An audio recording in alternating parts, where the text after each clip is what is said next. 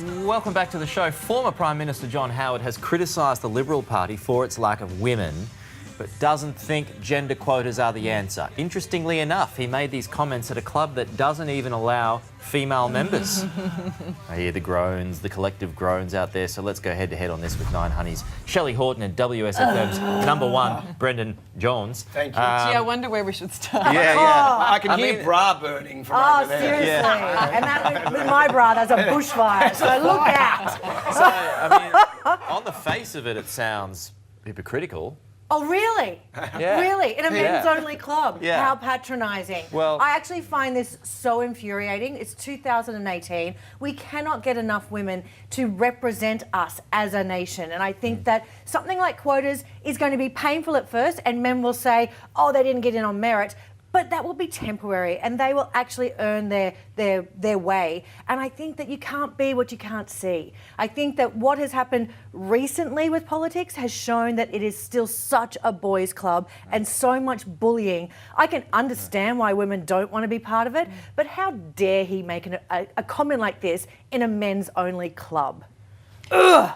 What's the other argument? Kind of scary. Is there another argument? Is there another argument? I think we wrap this up. I think this is I dare you to disagree with Shelley. Yeah, right. In defence of right Mr. on, sister. I'm going to burn my bra Is as there well. is in defence of Mr. Howard though? Is there? Look, I think it's classic mansplaining, isn't it? Yeah. Really, it's like, oh, you know, we need more girls. Fellas, what do you think? And that's it. Does That's it what feel comes down. tokenistic? Yes, in yes, saying that. yes. But I kind of get what he's saying with quotas. It does. I sort of feel that it's a little bit tokenistic. And Yeah, that's but because is that what you you don't have have to do? the issue of not having enough women I in know. there. But men are Sure. pragmatic. I mean, they've I got actually quotas disagree in with Iraq you on and places like that. I think I disagree with you on quotas.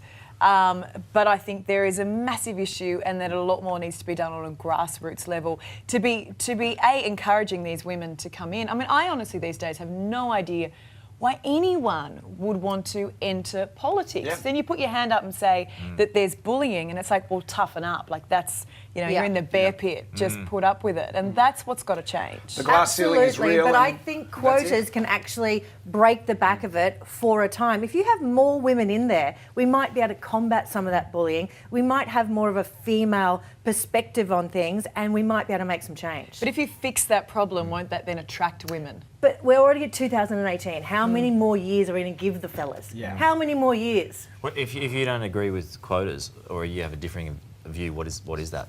I just think there could be far more being done, and not just like we saw it with Wentworth when all of a sudden the seat is vacated and it's like there's this scramble. You know, there should be women that they're reaching out to in the community, and women who've had real jobs, who've run businesses, who haven't just come up through the party ranks, who are connected to a faction and that's their reward for loyalty. Because I think that's the problem that we're seeing across the board is over and over again we all think our politicians are out of touch. Yeah, and Well, also I when agree we've with got to realise that Australians aren't electing the politicians. What's happening is the party is deciding who will be represented, and then we get to vote on the scraps. So it has to happen from within.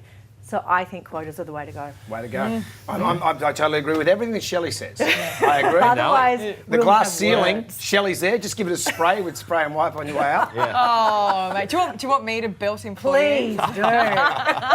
Hey, moving on, and warring neighbours are clogging up our court systems with their backyard disputes. So last year, more than half of taxpayer-funded community justice centre cases were about feuding neighbours. Brendan, not only is it happening, we're paying for it. I know, it's crazy. You know, and I've moved house a few times, and I always, as soon as I get into the neighbourhood, I make good with the neighbours. And in my business, I get a lot of, you know, free stuff. So I find out, you know, my next door neighbour, my new one, Greg, he collects classic cars. So at work, So you got him a car? I got him a classic car.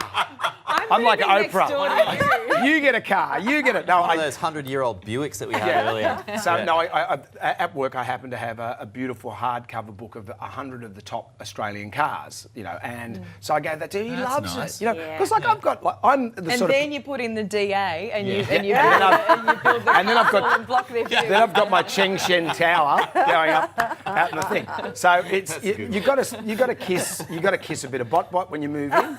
Yeah. And you know, people, what are they? They're arguing over a gum tree? Come Yeah. on. Yeah. I mean, just think though, if we sort this out, there'll be no more current affair. Yeah. Every second story is feuding neighbours. I hate that we're so litigious. I think we should be able to sort this stuff out. And I But don't think sometimes you can't, taxpayers though. should be funding a neighbourhood dispute. If you are having that much trouble Yeah. with a neighbour, you should be paying for your own legals. Some people are just so stubborn, though. You know. I know. Yeah. I love that I rent and I can just move. Sure, move. you know? I'm lucky. My two neighbours are great, but So that Yeah. means you're the trouble then.